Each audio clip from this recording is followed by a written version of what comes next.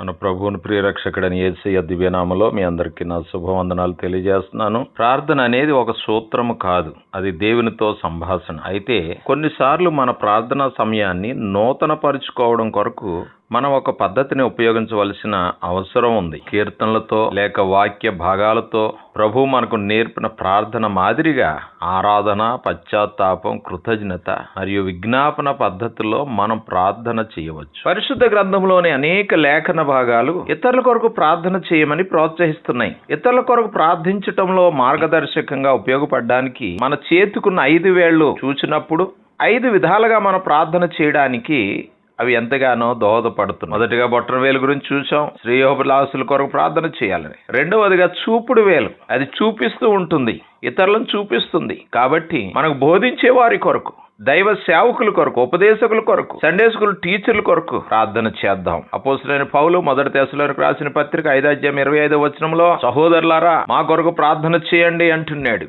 పౌలు గారు ఏ విధంగా అయితే తాను తగ్గించుకుని మేము సువార్త చేస్తున్నాం, మేము సేవకులము, మేము గొప్పవారు అని చెప్పుకోక మా కొరకు మీరు ప్రార్థన చేయండి అని చెప్పినట్లుగా మన కొరకు, ప్రార్థించే వారి కొరకు, మన మీద అధికారులు ఉన్న వారి కొరకు, బోధించే దైవజనుల కొరకు ప్రార్థన చేద్దాం. ప్రార్థనలో మనం ఏ పద్ధతిని పాటించినా మనం మాట్లాడేది మన పరలోకపు తండ్రినే కదా.